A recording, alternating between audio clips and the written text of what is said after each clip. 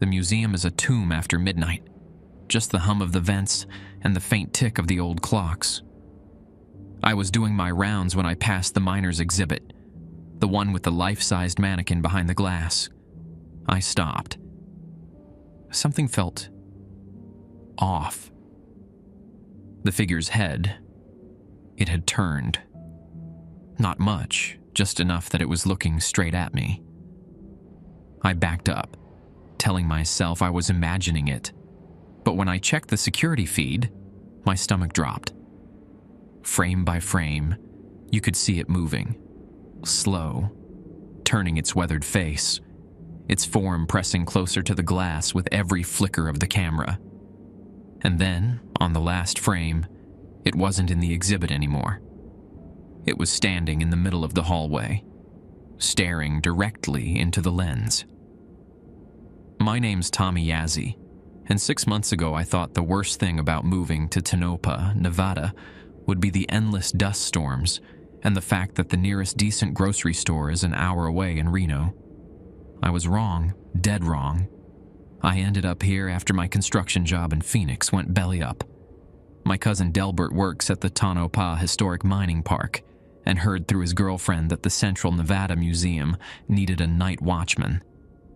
The pay wasn't much, $12 an hour to babysit old mining equipment and faded photographs, but it came with a trailer behind the building and no questions asked about my DUI from last year. The museum sits on Jim Butler Boulevard, right in the heart of what locals call the district. During the day, it's harmless enough. Families with kids pressing their noses against display cases full of silver ore samples and rusty pickaxes. But Tonopah has always been strange. This whole stretch of Highway 95 cuts through country that the Shoshone used to avoid, especially at night. Even now, truckers will tell you stories about headlights that follow you for miles before vanishing, or voices calling from the desert that sound exactly like people you know.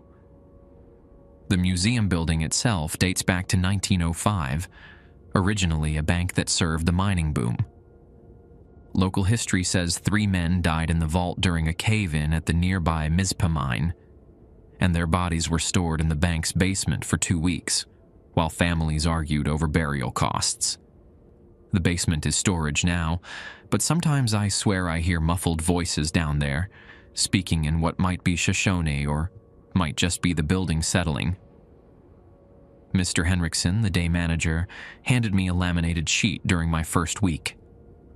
7 protocols, he said, adjusting his wire-rimmed glasses. Follow them exactly. The previous night guards who didn't. He trailed off, tapping his pen against his clipboard. Well, they don't work here anymore. I should have asked more questions. Should have wondered why they needed 7 specific rules just to watch over dusty exhibits and mineral samples. Should have noticed how Henriksen wouldn't meet my eyes when he mentioned the previous guards. Instead, I just nodded and pocketed the rules, grateful for steady work and a roof over my head. That first night, I sat in the security office reading through the laminated sheet under the desk lamp's amber glow. The protocols were typed in Arial font, each one numbered and spaced out like a government document. Protocol 1. Walk the perimeter every 2 hours starting at 10 p.m. Always carry the bronze keyring, never the silver one. Count each exhibit aloud as you pass. Mining tools, authentic ore samples, pioneer families, railroad history, native artifacts, Boomtown Saloon, the Mizpah shaft model. If you miscount or skip one, return to the front desk immediately and wait until morning. Protocol 2. The miner's mannequin in Exhibit C will change positions throughout the night. This is normal. Do not photograph it, touch the glass, or attempt to adjust its pose. If it waves at you, wave back once and continue your rounds. Protocol 3. Between 1 a.m. and 3 a.m., voices may echo from the basement storage area. These are recordings from old mining interviews playing on a loop. Do not investigate. If the voices call your name specifically, place your hands over your ears and recite the Pledge of Allegiance until they stop. Protocol 4. The antique mining cart in the main hall sometimes moves on its own. If you hear wheels rolling, step into the nearest doorway and count to 30. Never look directly at the cart while it's moving. Protocol 5. If you see visitors inside the museum after closing time, they are not visitors. Maintain normal behavior, nod politely if they acknowledge you, but do not engage in conversation. They will leave before dawn. Protocol 6. The Mizpah shaft model contains a working elevator mechanism. If you hear it running, someone is using it. Let them finish their business. The elevator serves floors that don't exist in our building. Protocol 7. Emergency contacts are posted by the phone. Use them only if all other protocols have failed. Tell them code silver and give your name. They will know what to do.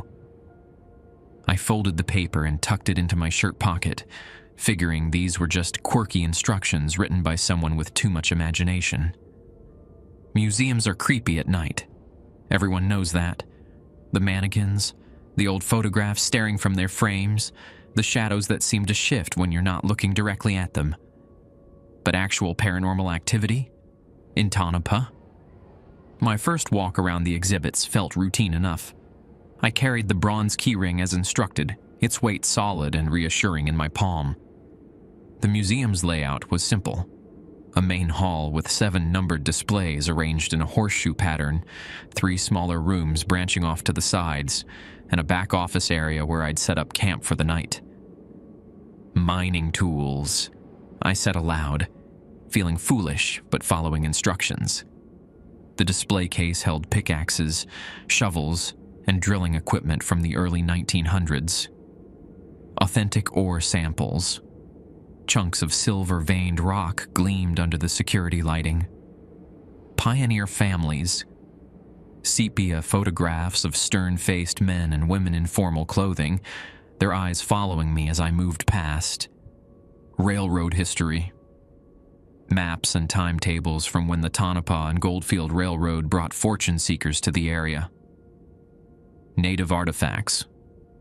Baskets, arrowheads, and pottery fragments behind thick glass, with small placards explaining their cultural significance. I paused here, remembering stories my grandmother used to tell about spirits that lingered in places where the dead weren't properly honored. Boomtown Saloon.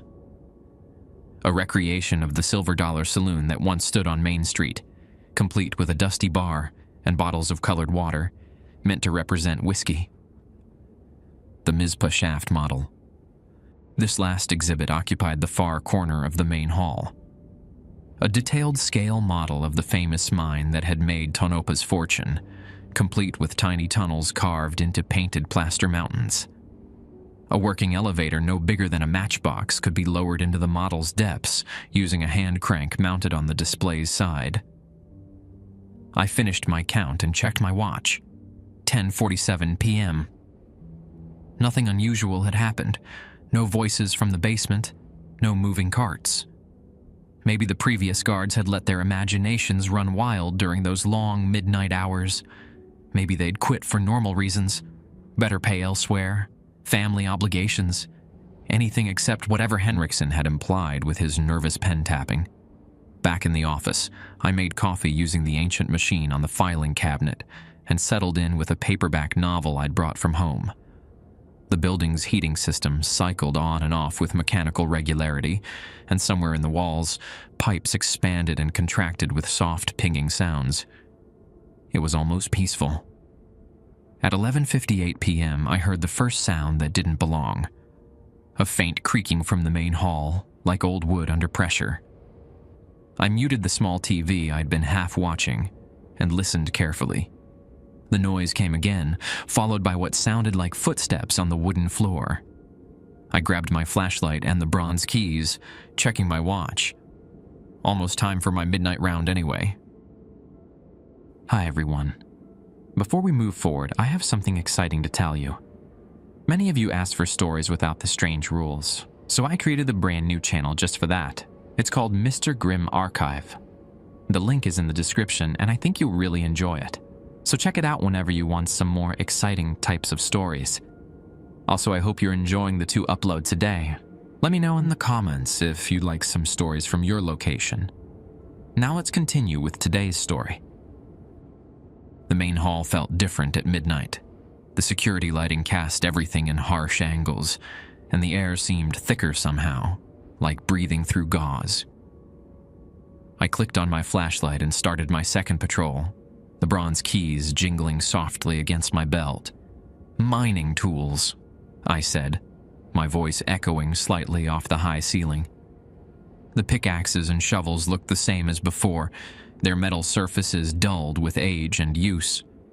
Authentic ore samples.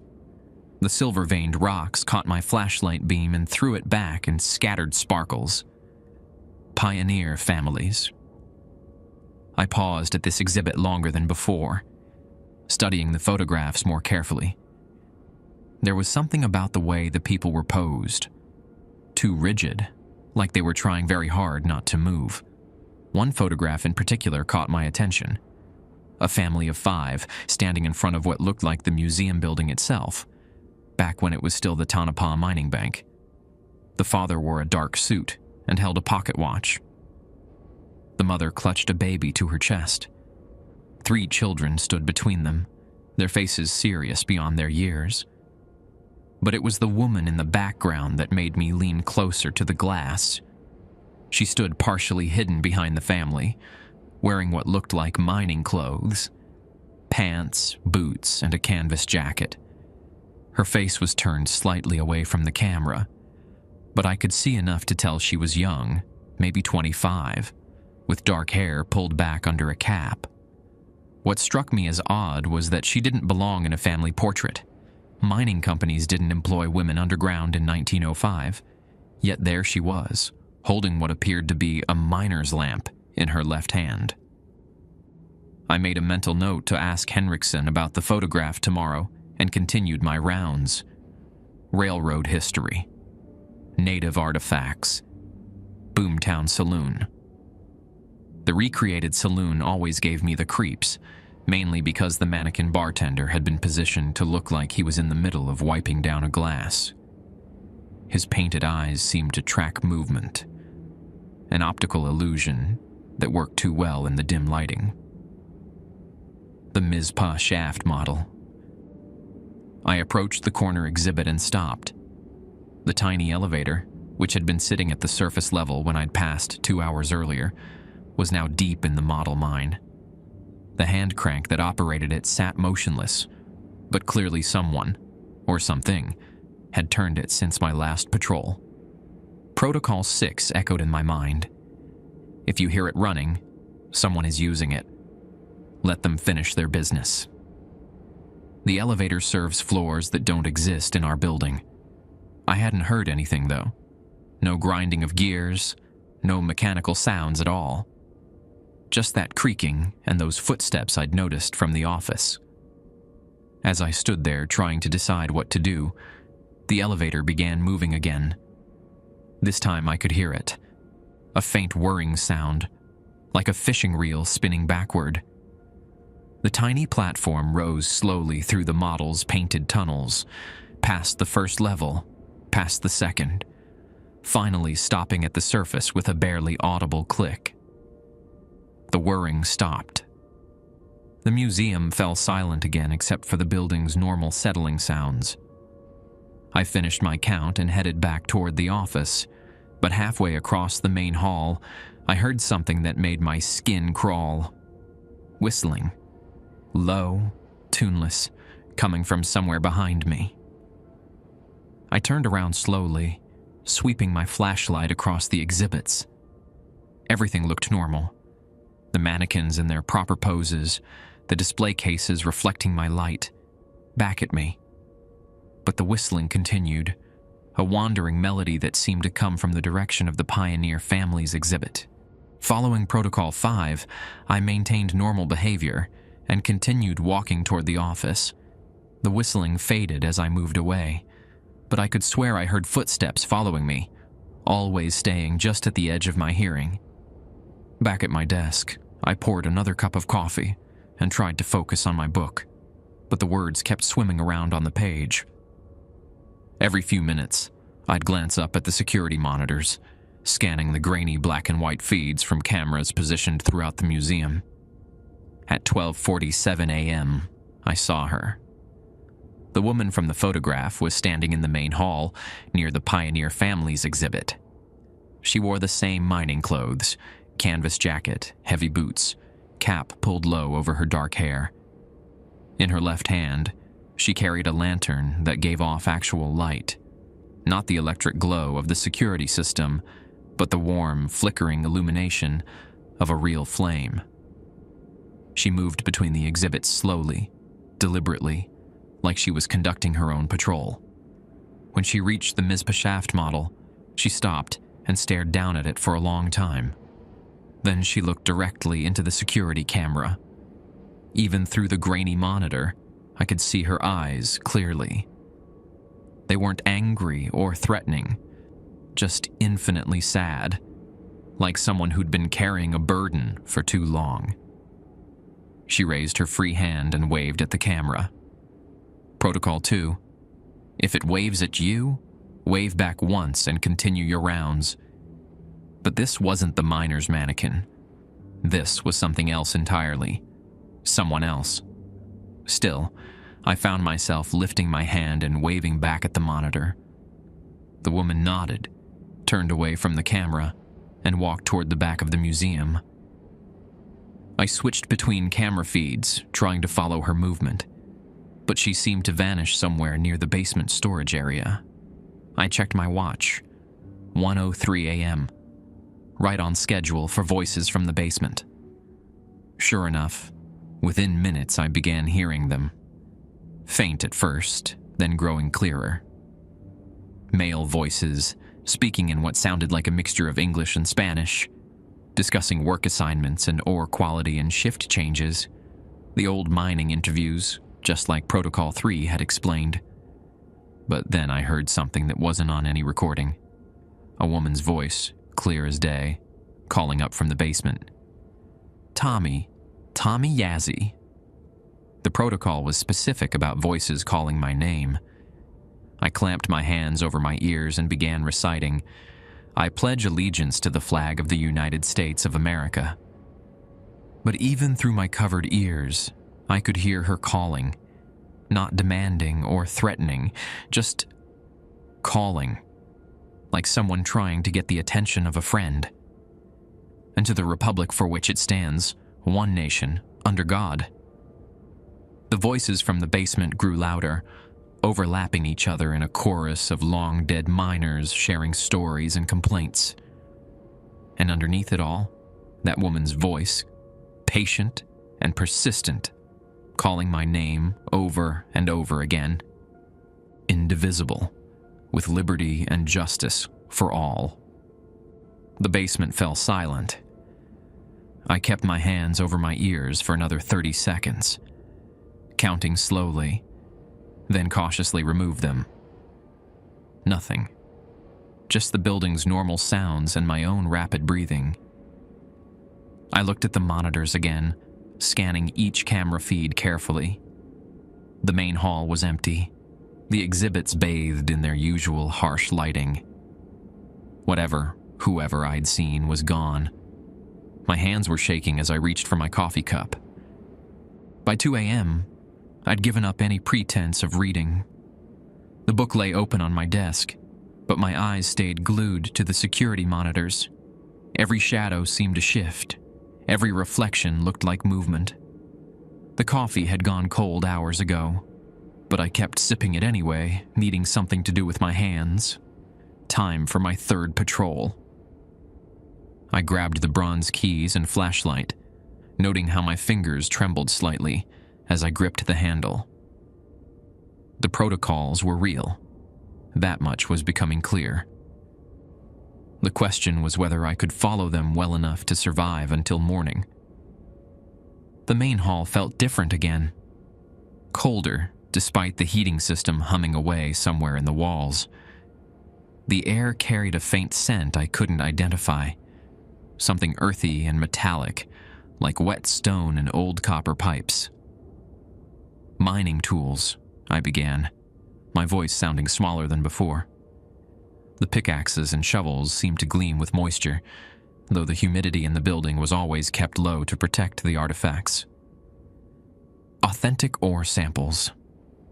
The chunks of silver-veined rock looked darker somehow, their surfaces reflecting my flashlight beam in strange patterns. Pioneer families. I avoided looking directly at the photograph with the mysterious woman, focusing instead on the other family portraits. But even the regular photographs seemed different now, the people's expressions more stern, their eyes following me with what felt like disapproval. Railroad history. Maps and timetables from the Tonopah and Goldfield line, yellowed with age. I'd never paid much attention to this exhibit before, but tonight I noticed something odd about one of the route maps. Someone had drawn a thin red line in pencil, deviating from the main railway and heading northeast into the mountains. The line ended at a small X marked near what looked like a mining claim. Native artifacts. The Shoshone baskets and pottery seemed untouched, but I paused longer here than usual. My grandmother had taught me to respect places where the dead weren't properly honored, and something about this corner of the museum felt heavy with old grief. Boomtown Saloon. The mannequin bartender still held his glass and rag, but his head had turned slightly to the left since my last visit. Not much, just enough that he seemed to be looking toward the Mizpah shaft model instead of straight ahead. That's when I realized I'd been putting off the final exhibit, unconsciously saving it for last. The Mizpah shaft model. I approached the corner display, and my heart nearly stopped. The miner's mannequin, the one from Exhibit C that Protocol 2 specifically mentioned, was no longer behind its glass case. It stood next to the model mine, about 3 feet away from its proper location. The figure wore authentic mining clothes, canvas pants, heavy boots, a battered hard hat with a carbide lamp attached. Its face was painted with realistic detail, weathered skin, a thick mustache, eyes that seemed too lifelike for a wax figure. And it was looking directly at me. I stood frozen, trying to remember Protocol 2 exactly. The miner's mannequin in Exhibit C will change positions throughout the night. This is normal. Do not photograph it, touch the glass, or attempt to adjust its pose. If it waves at you, wave back once and continue your rounds. But the mannequin wasn't waving. It just stood there, its painted eyes fixed on mine with an intensity that made my skin crawl. The carbide lamp on its helmet flickered with actual flame, casting dancing shadows across its face. I waited, counting my heartbeats, trying to decide what to do. The protocol said the movement was normal, but it didn't mention what to do if the thing left its exhibit entirely. Should I try to put it back? Call the emergency number? Pretend everything was fine and finish my patrol? The mannequin solved my dilemma by raising its right hand in a slow, jerky wave. My throat felt like sandpaper, but I managed to lift my own hand and wave back once, just as the protocol instructed. The mannequin nodded, actually nodded, and walked back toward its exhibit case with stiff, mechanical movements. But when it reached the glass enclosure, something strange happened. Instead of opening the case somehow, the figure simply stepped through the glass as if it weren't there. One moment, it was standing outside the exhibit. The next, it was back in position behind the transparent barrier, motionless and normal-looking, except for its head, which remained turned in my direction. I finished my count with a voice that cracked on the final words and hurried back to the office, my hands shaking so badly I could barely grip the flashlight. The protocols weren't just quirky instructions. They were a survival guide for something far stranger than I'd imagined. Back at my desk, I pulled out the laminated sheet and read through the rules again, looking for any detail I might have missed. Protocol 7 mentioned emergency contacts and a code silver, but what constituted a situation where all other protocols have failed? So far, everything I'd experienced seemed to fall within the guidelines, even if barely. At 2:43 a.m., I heard the mining cart. The sound started as a faint creaking, like old metal under stress. Then came the unmistakable noise of wheels rolling across wooden floorboards, a rhythmic rumbling that grew louder as whatever was pushing the cart moved through the main hall.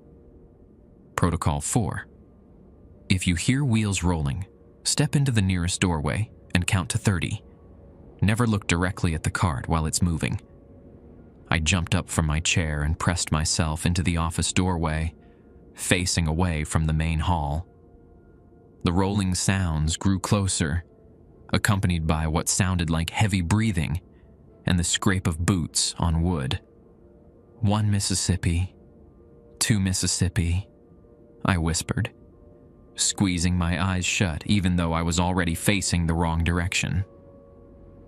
The cart passed somewhere behind me, close enough that I could hear metal tools clanking against its sides. 15 Mississippi, 16 Mississippi. The sounds began to fade, moving toward the back of the building. I caught a whiff of that same earthy metallic scent I'd noticed earlier, stronger now and mixed with something else, sweat and coal dust and the sharp tang of carbide fuel. 28 Mississippi, 29 Mississippi, 30 Mississippi. I turned around carefully, peering into the main hall. The antique mining cart sat in its usual position near the railroad history exhibit, filled with authentic tools and ore samples. It looked exactly the same as always, except for one detail that made my stomach clench. There were fresh wheel tracks in the dust on the floor, leading from the cart's current position to the basement storage area. I checked the security monitors, rewinding the footage to see what the cameras had captured during the past few minutes. But the feeds showed nothing unusual, just empty hallways and motionless exhibits. Whatever moved that cart didn't register on the digital recording system. The basement voices started again at exactly 3 a.m., right on schedule. This time I was ready for them, hands positioned over my ears as soon as I heard the first muffled conversation drifting up from below. The mining interviews played out their recorded loop, discussions of ore quality, shift assignments, safety concerns, and personal news from families back east. But tonight, there were more voices than before. I could distinguish at least a dozen different speakers, maybe more, their conversations overlapping in a constant murmur of long-dead concerns. And beneath it all, that woman's voice again, calling my name with patient persistence. Tommy. Tommy Yazzie. Can you hear me down here? I forced myself to recite the Pledge of Allegiance again, but this time it felt different. The words seemed to carry more weight, like an actual protection spell rather than just a way to block out unwanted sounds.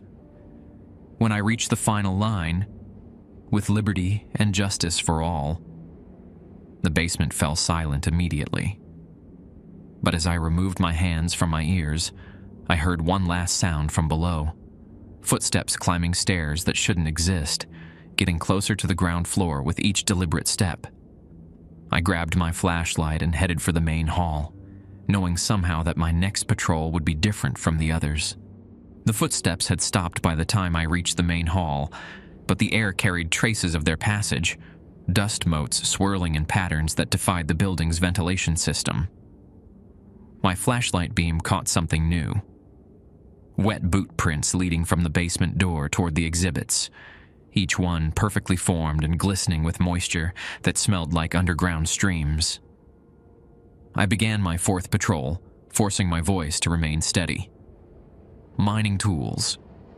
The display case had fogged over from the inside, condensation beating on the glass in patterns that almost looked like writing. Authentic ore samples. Several chunks of silver ore had shifted position, now arranged in a rough circle around the largest specimen. Pioneer families. The photograph collection had expanded. Between the familiar family portraits hung 3 new images I'd never seen before. Daguerreotypes showing miners emerging from tunnel entrances, their faces coated with dust and exhaustion. In each image, one figure stood apart from the group. A young Hispanic man wearing clothes that looked too new, too clean, compared to his companions. Railroad history. Someone had added to the penciled red line on the route map.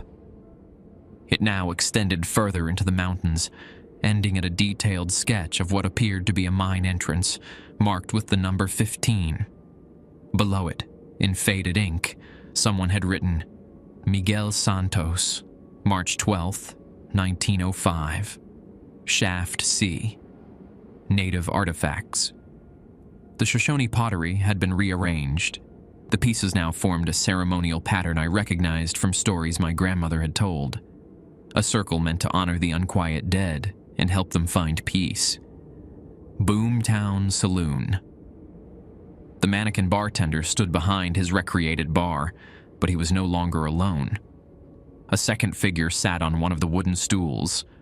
A young man in mining clothes, slumped forward with his head in his hands. The pose suggested exhaustion or despair, and even though it was clearly another mannequin, something about it felt overwhelmingly sad. The Mizpah shaft model. I approached the corner exhibit and found it transformed into something far more complex than before. The model mine now extended deeper than should have been physically possible within the display case, its tunnels winding down into shadows that seemed to have actual depth. The tiny elevator moved continuously between levels, and with each trip I could hear faint sounds, the distant echo of pickaxes against rock, the creak of support timbers, and something else that made my throat tighten. Crying. Someone was crying deep in the model mine, their sobs drifting up from tunnels no bigger than pencil tubes. A new placard had appeared beside the display, written in the same formal style as the museum's other educational materials. The Mizpah Mine Tragedy, March 12th, 1905. 15 miners lost their lives when Shaft C collapsed during a routine excavation. 14 bodies were recovered and given proper burial. Miguel Santos, age 23, remained trapped in the lower levels. Despite his family's pleas, the mining company deemed recovery efforts economically unfeasible. Santos worked for the company for 3 years without a single safety violation. He was engaged to be married the following month. His younger sister, Rosa Santos, spent the remainder of her life seeking justice for her brother's death and proper burial for his remains. Below the official text, someone had written in different handwriting, "She's still looking." I heard them before I saw them. Quiet footsteps and hushed conversation echoing from the direction of the main entrance. According to my watch, it was 3:45 a.m., well past closing time. Protocol 5. If you see visitors inside the museum after closing time, they are not visitors. Maintain normal behavior, nod politely if they acknowledge you, but do not engage in conversation. They will leave before dawn. I turned around to see a small group moving through the exhibits. 4 people this time. 3 older men in work clothes, and a young woman wearing a long coat over what looked like a simple dress. They examined each display with quiet intensity, pointing out details to each other and speaking in Spanish too rapid for me to follow. The woman noticed me first. She approached with careful steps, her dark eyes studying my face like she was trying to memorize it. "You're different from the others," she said in accented English. "You carry yourself like someone who understands respect." I nodded politely but didn't respond, remembering the protocol's warning about conversation. "My name is Rosa Santos," she continued, and I felt something cold settle in my stomach. "These are my brother's friends, Luis, Pedro, and Tomas. They worked alongside Miguel before the accident." One of the men stepped forward, removing his cap respectfully. "Miguel was a good man," he said, his voice heavy with old grief. "He deserved better than what the company gave him." Rosa reached into her coat and pulled out a small photograph, a formal portrait of a young man with kind eyes and a shy smile. 23 years old, she said. He was saving money to bring our parents up from Mexico. Had plans for a little house near the railroad depot. She held out the photograph, and despite every instinct telling me to follow Protocol 5, I found myself taking it. The image felt warm in my hands, and I could swear I heard the faint sound of laughter, the kind shared between siblings who genuinely cared for each other. "The company promised he would be brought home," Rosa continued. "They lied. For 120 years, they've lied. Miguel's bones rest in Shaft C, alone in the dark, while his family lived and died waiting for justice." Tomas stepped closer, his weathered face etched with anger that had clearly burned for decades. "Every night, guard who works here faces the same choice. Follow the rules and ignore what's right, or help us finish what should have been done in 1905. "What happened to the others?" I asked, breaking the protocol without meaning to. "The previous guards?" Luis laughed bitterly. "Some ran. Some followed the rules until their shifts ended, then never came back. One tried to help, but lost his nerve when the elevator started working." Rosa folded her hands, studying me with those penetrating dark eyes. "The museum protocols exist to keep the past contained, manageable. But some injustices are too large for containment. Miguel's death was recorded incorrectly. His family was denied compensation. His body was abandoned. These wrongs created disturbances that spread beyond what rules can control." She gestured toward the Mizpah shaft model, where the tiny elevator continued its endless journey between levels. "The model isn't just a replica. It's connected to the actual mine through grief and rage and a century of unfinished business. Miguel's spirit operates that elevator, hoping someone will finally listen to what he's trying to say." Pedro spoke for the first time, his voice barely above a whisper. "He's not angry, you understand. Just tired. Tired of waiting for someone to acknowledge what happened to him. The protocols will protect you from most of what happens here," Rosa said, "but they won't help you live with yourself if you choose to ignore a man who's been calling for help for over a century." She reached into her coat again and pulled out an old brass key, different from any on my keyring. "This opens the maintenance panel behind the model. Inside, you'll find the original mine shaft records, the real ones, not the sanitized version the company released. Miguel's name is on every shift roster, every safety report, every payroll record. Proof that he existed, that he mattered, that his death was more than just an acceptable loss." The four visitors began walking toward the museum entrance, their footsteps echoing in the silence. Rosa paused at the door and looked back at me. "The choice is yours, Tommy Yazzie. Follow the protocols and survive until dawn, or help a family finally bury their son." The door opened for them without a sound, and they stepped out into the Nevada night. I stood alone in the main hall, holding a photograph of a dead man and a key that shouldn't exist, while somewhere in the model mine, Miguel Santos continued his century-long vigil. The protocols had kept me safe so far, but they hadn't prepared me for this.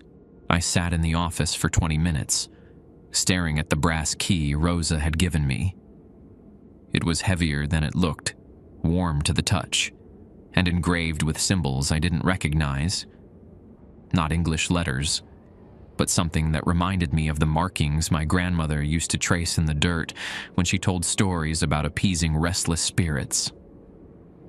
Miguel's photograph lay on the desk beside my coffee cup. Even in the formal pose typical of the era, his expression held a warmth that came through clearly. This wasn't some anonymous historical figure. This was someone's brother, someone's friend. A young man with hopes and plans that had been crushed by corporate greed and bureaucratic indifference. At 4:15 a.m., I made my decision. I tucked the key into my pocket alongside the protocols and headed back to the main hall. The Mizpah shaft model sat in its corner, the tiny elevator still moving with mechanical precision. But now, I could see details I had missed before. Scratches along the model's painted walls that looked like desperate claw marks, and tiny tools scattered throughout the miniature tunnels as if dropped in haste.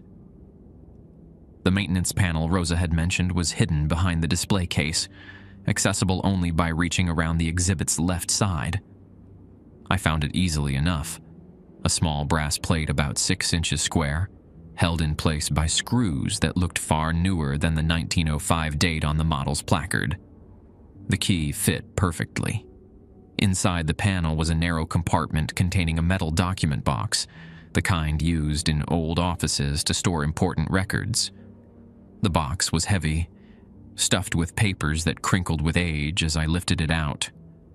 I carried it back to the office, my hands shaking slightly as I set it on the desk under the lamp. The first document I pulled out made my stomach clench. It was a shift roster from March 1905, listing 15 names under Shaft C, Evening Crew. Miguel Santos was third on the list, his name written in the same careful handwriting as all the others. Someone had drawn a line through each name except Miguel's, with notations in the margin. Body recovered, March 13th. Body recovered, March 14th. And so on. Beside Miguel's name, someone had written, "Body not recovered, deemed inaccessible." Below that, in different ink and clearly added later, someone had scrawled, "Family inquiry denied. Matter closed by company order." I flipped through more papers, finding safety reports, payroll records, and supervisor notes that painted a picture of Miguel as a reliable, careful worker. One report, dated just a week before the cave-in, specifically praised his attention to safety protocols and recommended him for a supervisory position. But it was the letter at the bottom of the box that really got to me. Written in Spanish with an English translation clipped to it, the letter was from Miguel's mother in Mexico. She was asking about her son's savings account, explaining that she hadn't heard from him in months and was worried something had happened. The translation was in the same handwriting as the roster notes, but this time there was an annotation that made my throat tight. Letter received, June 15th, 1905. No response sent per company policy. Family not informed of death. They hadn't even told his mother. I was so absorbed in reading that I almost missed the sound at first, a rhythmic tapping coming from the direction of the main hall. When I looked up at the security monitors, I saw the miner's mannequin standing outside its case again, this time holding what appeared to be a pickaxe. It was striking the glass of a nearby display case with steady, measured blows. Tap, tap, tap, but the glass wasn't breaking. Instead, each strike seemed to make the mannequin's carbide lamp burn brighter, casting shifting shadows across the exhibit floor. I gathered up the documents and headed back to the main hall, where I found the mannequin had returned to its proper position. The pickaxe was gone, But the display case it had been striking, the one containing authentic mining tools, now showed something new etched into its surface. Someone had scratched words into the glass from the inside, letters that caught and scattered the security lighting. "Help him rest." My next patrol started 20 minutes early. I couldn't stay in the office anymore. Not with Miguel's story weighing on my mind, and those documents serving as proof of just how badly his family had been wronged. The protocols had protected me so far, but Rosa was right. Some injustices were too large for simple rule following to address. "Mining tools," I called out, my voice steadier than I'd expected. The pickaxes and shovels looked different now that I understood their real purpose, their connection to men like Miguel, who'd risked their lives in dark tunnels for wages that barely supported their families. Authentic ore samples. The silver-veined rocks reminded me of the financial reports I'd found. Calculations showing exactly how much wealth the Mizpah mine had generated, and how little of it had gone to the workers who'd actually dug it from the ground. Pioneer families. The photographs seemed friendlier now, their stern expressions softened by my new understanding of the hardships they'd faced. These weren't just historical artifacts. They were records of real people who'd lived and died in Tonopah, who'd built something lasting despite the challenges. Railroad history. I paused longer at this exhibit, studying the route maps with new interest. The red line someone had drawn toward the mountains wasn't random. It marked the path to the actual Mizpah mine, about 12 miles northeast of town. Miguel's grave, if you could call it that. Native artifacts. My grandmother's teachings about honoring the dead felt more relevant than ever. The Shoshone had understood something about spirits and unfinished business that the mining companies had never grasped, that some debts follow you beyond death, demanding payment until they're properly settled. Boomtown Saloon. The second mannequin was gone from the bar stool, but the first one, the bartender, had moved again. This time he faced the Mizpah shaft model directly, one hand raised as if pointing towards something important. The Mizpah shaft model. I approached the exhibit with Rosa's brass key in my hand, though I wasn't sure what I intended to do with it. The tiny elevator had stopped its constant movement, and now sat at the deepest level of the model mine, where a small figure waited beside it, the female representation I'd noticed before, but now I could see she was holding something. A microscopic piece of paper, like a letter folded to impossible tininess. As I watched, the elevator began moving again, but this time it carried both figures, the female one, and what appeared to be a male figure wearing miner's clothes. They rose together through the model's painted tunnels, past each level, finally reaching the surface where both figures stepped off the platform.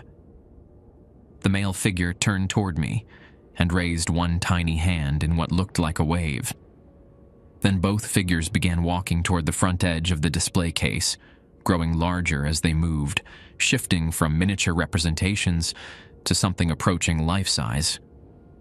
I stepped back as Miguel Santos, because I now knew that's who it was, emerged from the model entirely, followed by Rosa. They stood in the main hall, solid and real as anyone I'd ever met, but surrounded by an aura of sadness that seemed to bend the very air around them. "You read the documents," Miguel said, his voice carrying a slight accent that matched his sister's. "You understand what happened." I nodded, pulling the box of papers from under my arm. "Your family never knew. The company covered everything up. They told the newspapers 14 men died," Rosa added, her expression grim. "Miguel's name never appeared in any official record.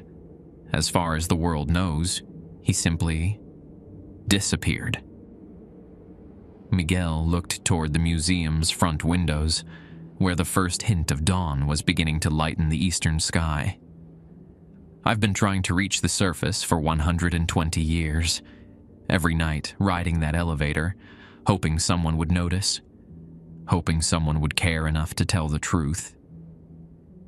The protocols exist to contain us, Rosa explained, to keep the past from disrupting the present.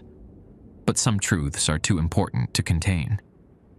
Miguel stepped closer, his mining clothes rustling with movement that sounded completely real. I don't want revenge. I don't want to hurt anyone. I just want my story told. I want my family to know what happened to me. He gestured toward the document box in my hands. Those papers prove I existed. They prove I was here, that I worked honestly, that I died through no fault of my own. My mother waited 30 years for word from me before she died. My sisters grew old wondering if I'd abandoned them. "What do you need me to do?" I asked, surprised by my own certainty. Rosa smiled for the first time since I'd met her. "Take the documents to the Tonopah Cemetery. Miguel's family plot is in Section C. We bought spaces for him next to our parents, hoping someday his body would be recovered. Bury the papers there.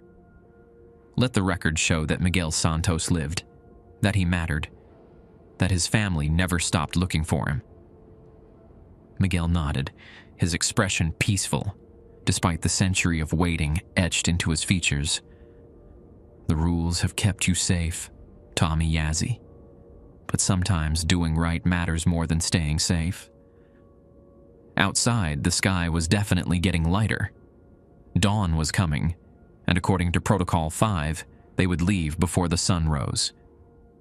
But first, I had a choice to make. I looked at the brass key in my hand, then at the box of documents, then at the two spirits who'd been waiting longer than anyone should have to wait for justice.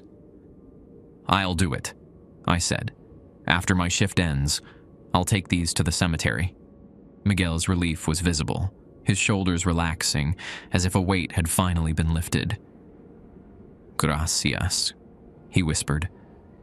"Thank you." Brother and sister walked toward the museum's entrance, their forms already beginning to fade as the first rays of sunlight touched the windows. At the door, Miguel looked back one last time. "The elevator stops now," he said. "My shift is finally over." They stepped outside and dissolved into the morning light, leaving me alone with a box of forgotten history and the knowledge that some rules are meant to be broken. The rest of my shift passed in strange calm. The museum felt different after Miguel and Rosa's departure. Lighter somehow, as if a pressure that had been building for decades had finally begun to release. The tiny elevator in the Mizpah shaft model sat motionless at the surface level, and the basement remained silent during what should have been the peak hours for supernatural activity. At 6 a.m., Mr. Henriksen arrived for his day shift, carrying his usual clipboard and wearing his perpetually worried expression. He found me in the office, the document box sitting openly on my desk beside Miguel's photograph. "Morning, Tommy," he said, then stopped when he noticed the papers. His face went pale behind his wire-rimmed glasses. "Where did you get those?" "The maintenance panel behind the Mizpah exhibit," I said, watching his reaction carefully. "Rosa Santos gave me the key." Henriksen sank into the visitor chair across from my desk, suddenly looking far older than his 60-something years. "You met her," he said quietly. "They talked to you. You know about Miguel." He nodded slowly, removing his glasses to clean them with shaking hands. "I've been the day manager here for 32 years. I've hired 17 different night guards in that time. Most quit after a few weeks. A couple lasted a few months. You're the first one they've actually communicated with. What happened to the others?" "Different reactions." Henriksen put his glasses back on and gestured toward the protocol sheet on my desk. Most followed the rules religiously and managed to avoid direct contact. A few tried to ignore what they were seeing and ended up having episodes, nervous breakdowns mostly. One man tried to exorcise the place with holy water and sage. That didn't go well. He leaned forward, studying the documents spread across my desk. The protocols were written in 1987, after the museum's third night guard quit in the same week. The board of directors brought in a consultant, someone who specialized in what they called historical residue management. She spent a month here, documenting everything, then created those rules as a way to coexist with whatever was happening. Why not just close the museum? Henriksen laughed bitterly. Politics. Tourism revenue. The official line is that the supernatural activity is just local folklore, ghost stories to bring in visitors. The unofficial truth is that Miguel Santos and his family have been causing problems for this town since 1905. Equipment failures at the mine site, accidents during attempts to expand the museum, unexplained phenomena that scare away investors. The protocols were supposed to contain it. I picked up Miguel's photograph, studying his young face in the morning light filtering through the office windows. They just wanted someone to remember him. I know. Henriksen's voice was heavy with what sounded like decades of guilt. I've read those documents before, found them in the same maintenance panel about 15 years ago, right after another night guard quit. I put them back and tried to pretend I'd never seen them. Why? Because acknowledging them meant acknowledging that this town has been built on a lie for over a century. Miguel Santos wasn't the only worker who died in mining accidents. He was just the only one whose family kept pushing for answers. The mining companies had a lot of political power back then. Easier to make problems disappear than deal with them honestly. Henriksen stood up and walked to the window, looking out at Jim Butler Boulevard, where early morning traffic was beginning to pick up. What are you planning to do with those documents? Take them to the cemetery. Bury them with his family. That's not following protocol. No, I agreed. It's not. He was quiet for a long time, watching the sunrise paint the Nevada mountains in shades of orange and gold. Finally, he turned back to me. The museum board meets next week. They're going to ask about the night shift reports, about whether the protocols are still effective. What will you tell them? That depends on what happens after you visit that cemetery. He returned to his chair and pulled out his clipboard, flipping through several pages of notes. Tommy, I need you to understand something. If you break the protocols completely, if you help Miguel's spirit find peace, there might be consequences. What kind of consequences? The museum's supernatural activity has been stable for decades, contained, predictable. If you change that dynamic, if you resolve the original injustice that's been driving everything, we don't know what might happen. The activity could stop entirely, or it could get worse. Other spirits might emerge, other unresolved issues from Tonopah's mining days. I thought about the Shoshone artifacts, about my grandmother's teachings on the proper way to honor the dead. Or maybe, I said, fixing one injustice might help fix others. Maybe doing the right thing for Miguel shows other spirits that someone finally cares about setting things straight. Henriksen studied me over the top of his glasses.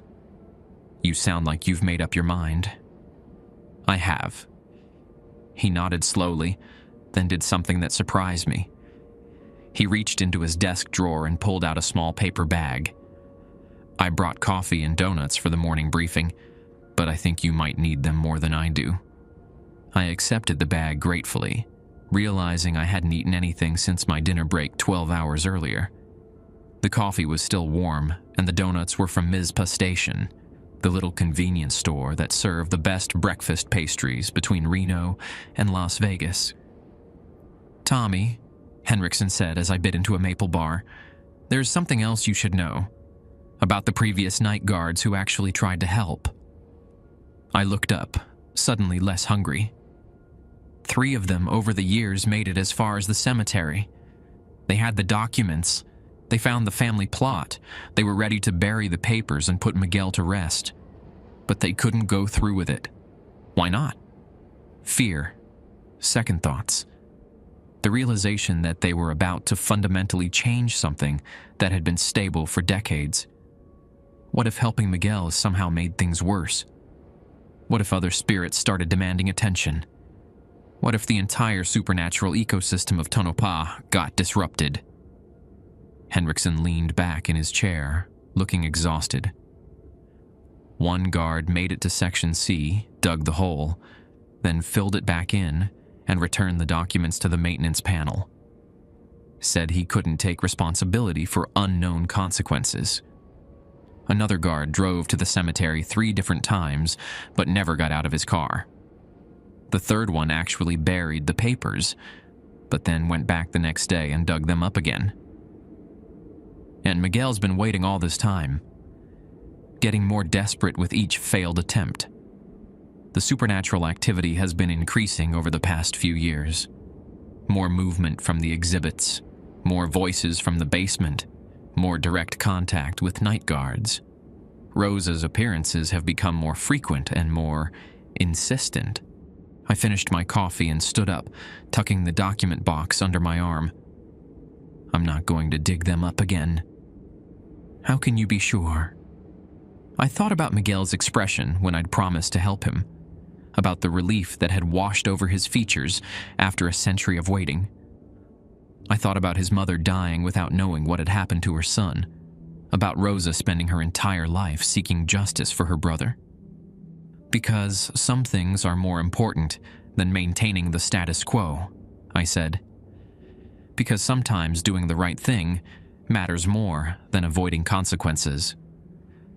Henriksen nodded, but his expression remained troubled. I admire your conviction. I just hope you're prepared for whatever comes next. What do you mean? If you succeed, if you actually put Miguel to rest, then the protocols might not work anymore. The rules were written to manage his spirit specifically. If he's gone, if he's finally at peace, then everything we think we know about this place could change overnight. I walked toward the office door, then paused.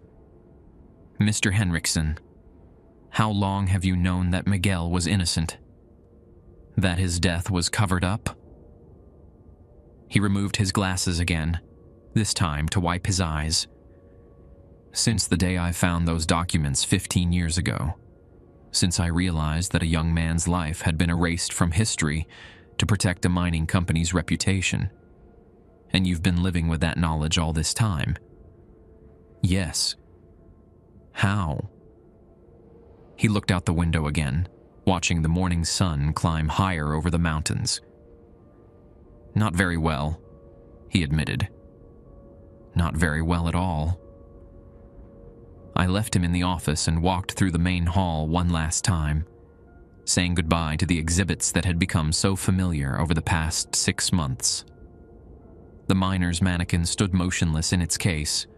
The mining cart rested in its proper position, and the Mizpah shaft model looked like nothing more than an educational display. But I could feel Miguel waiting, patient as he'd been for over a century, trusting that this time someone would follow through on their promise. The morning air outside was crisp and clean, typical for early autumn in Nevada. I loaded the document box into my truck and drove toward the Tonopah Cemetery, knowing that I was about to break every protocol I'd been given, and knowing it was the right thing to do. The Tonopah Cemetery sits on a hill overlooking the town, its weathered headstones and iron fence visible from almost anywhere on Main Street. I'd driven past it hundreds of times since moving here, but I'd never actually walked through the gates until that morning. The cemetery was older than I'd expected, with graves dating back to the 1890s, when Tonopah was just a mining camp struggling to become a town.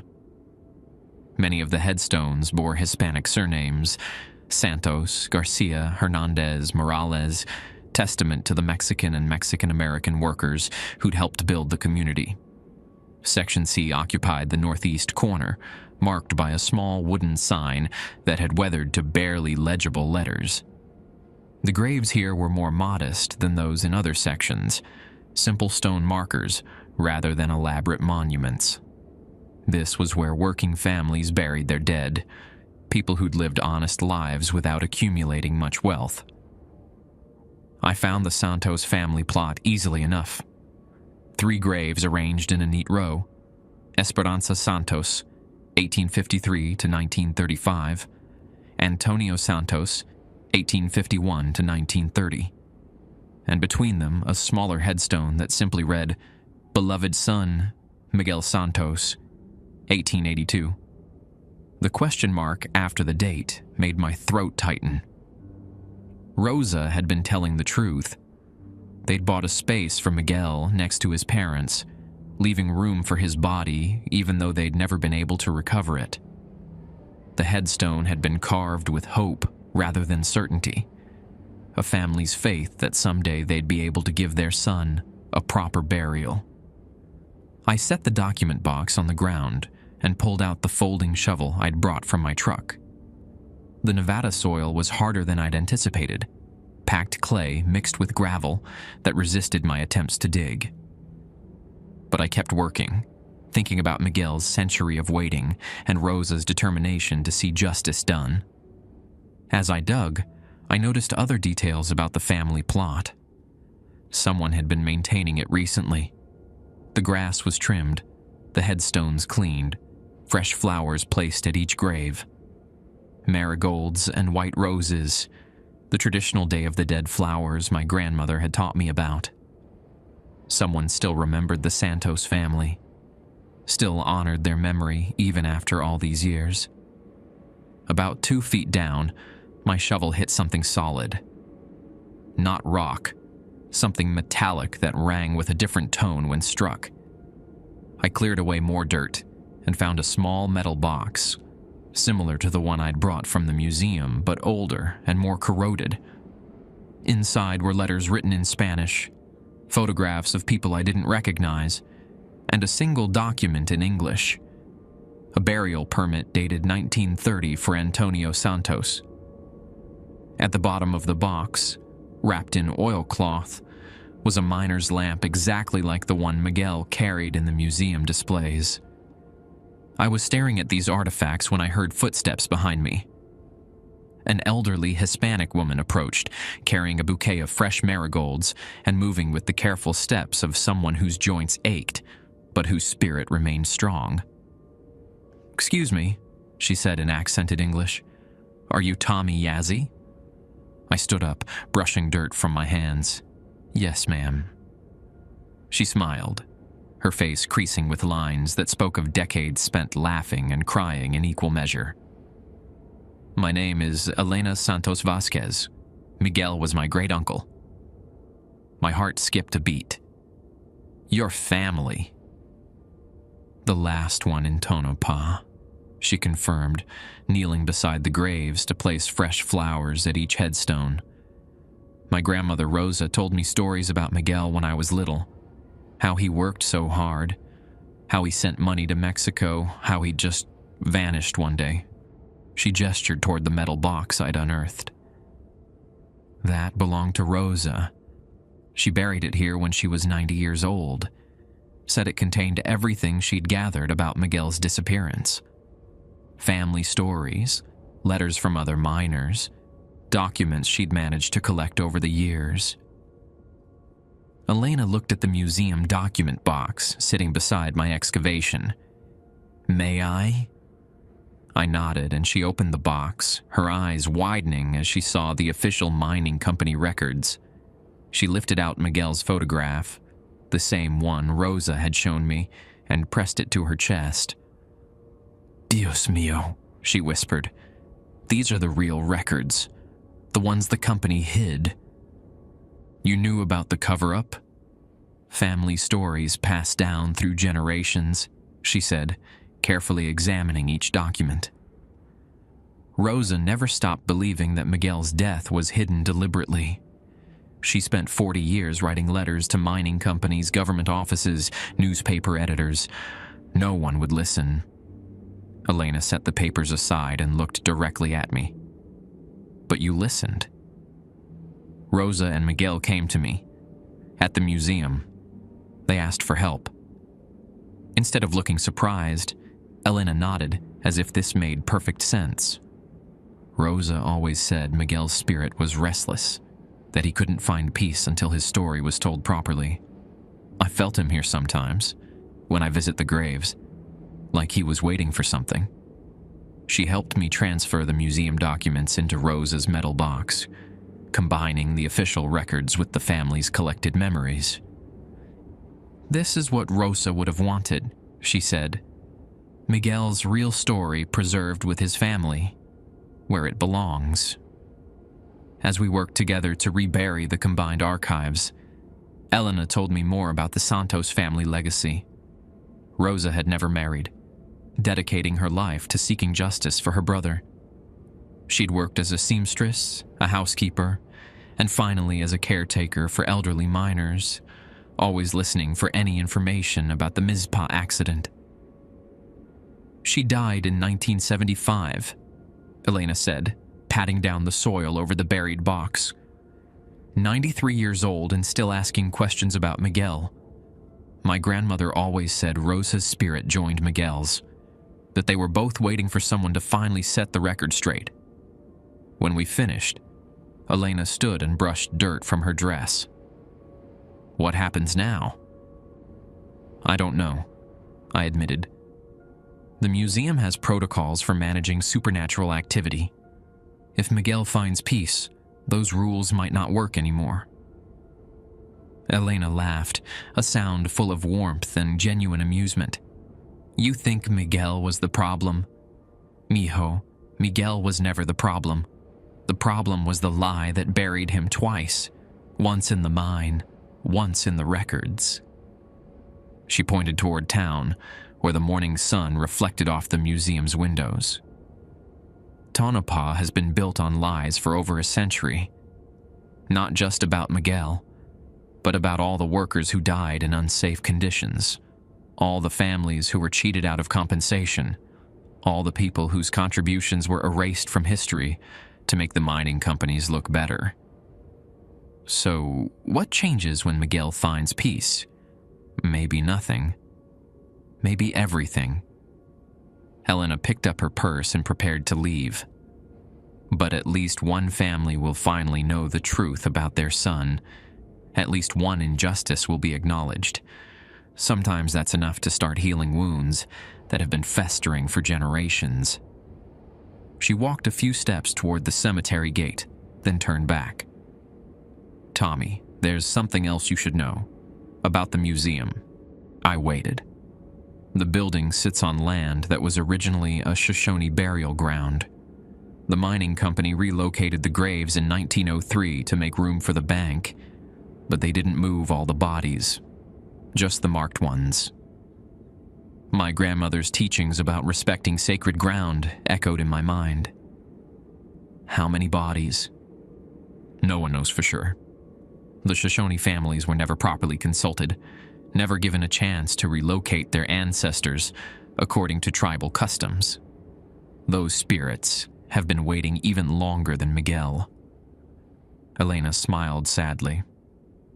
The protocols you follow at the museum?